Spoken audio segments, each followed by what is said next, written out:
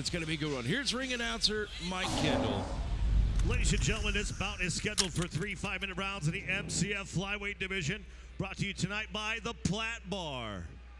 And now introducing first, fighting out of the Lavander's blue corner. This jiu-jitsu specialist stands 5'3", weighed in 125.2 pounds. He holds a professional record, 2 wins, 4 defeats, with 1 win coming by way of knockout and 1 by way of submission. Representing the MMA lab and fighting out of Glendale, Arizona, Robiel Tesfaldet. His opponent across the cage, fighting out of the white tail screen print red corner, is a wrestler standing 5'10", weighed in 126 pounds. He holds a 2-3 professional record with 2 wins coming by way of submission. Representing Skywalker 101 Boxing Academy and Scott Morton Jiu-Jitsu, fighting out of Atlantic, Iowa, Dillion the Dominator Cox. Your referee, Rob Lewis. All right, there you have it. Dillion Cox, Robiel Tesfaldet ready to square off in the Midwest Championship fighting cage. This is a flyweight bout scheduled for 3 5-minute rounds on the Bishop Jones Law time clock. If you commit a crime and don't want to do time, call Bishop Jones, coming in 2022 to Kearney and North Platte. And Kelly Wiseman, here we go, trading blows right away. Yeah, I mean, you can see Dillion trying to swat that lead hand down and then come with the kick. It's nice. You look at Dillon's background as a collegiate wrestler, you got to think he wants this fight on the ground, but he seems happy to trade so far. Well, I'm saying a collegiate wrestler kicking like that, that's pretty impressive.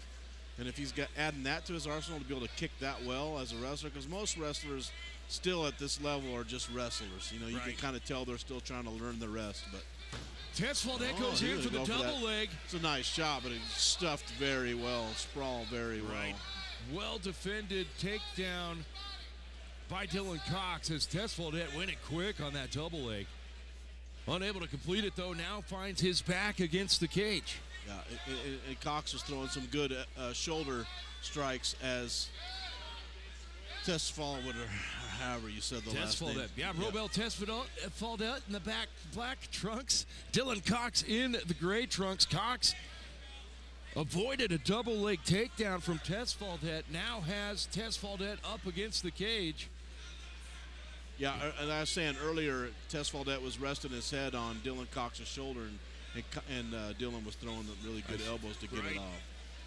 Saw the elbows, saw some shoulders. Yep. Well, I mean, it's another strike. It causes trouble. Definitely. Oh, nice scramble.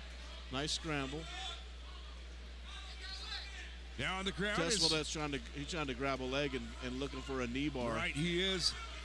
And Dillion Cox trying to get some hooks in and take the back of Robiel Tesfaldet. Nice little scramble. It's nice to see. You see the level of their training. They know to bail off on something when they don't have it instead of holding on to something that you don't have that just puts you in a bad position. And that's one of the differences we talked about. You'd see from the street fighters and the amateurs up to these pros is some of those game lessons that you learn, right? Thank God, yeah. All right, Dillion Cox now has a body lock on Robiel Tesfaldet. Yeah, he's got that figure 4 body lock, which you know, there's ways to get out of that. You can roll to it, but at the same time, he can squeeze that down because look how much longer Dillion is.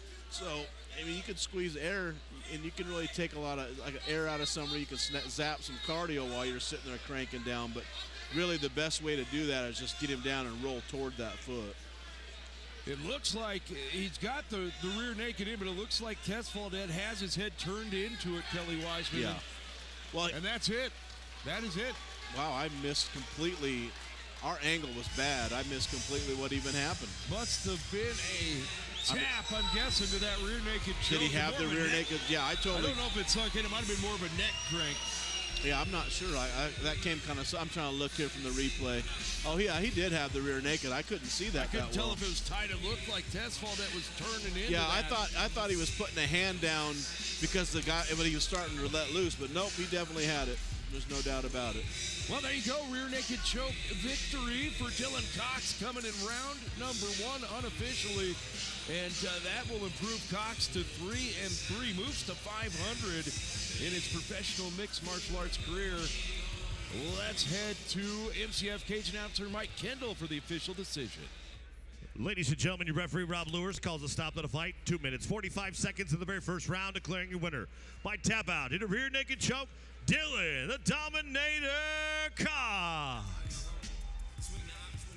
And there you have it, a rear naked choke victory for Dillion Cox, coming at 2 minutes 45 seconds in round number 1. And as soon as the photo ops are over, we'll have Elizabeth talk with Dillion. And here she is, Elizabeth, and our victor, Dillion Cox. All right, I have Dillion Cox here, advancing to 3-3 as a pro. Excellent display of wrestling. Were you expecting for him to scramble out of some of those positions before you got the RNC?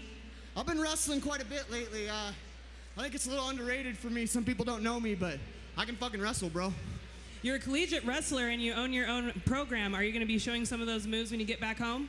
My kids love it. They know everything I know. You're active and you're always staying ready. Are you planning on fighting soon in the near future? I want to fight as soon as possible. UFC, Bellator, I don't give a fuck. I want to get there. Let's go. All right, excellent job. All right, there you have it, your victor, Dillion Cox, a rear naked choke victory, 2 minutes 45 seconds in round number 1. And Cox improves to 3-3 in his professional mixed martial arts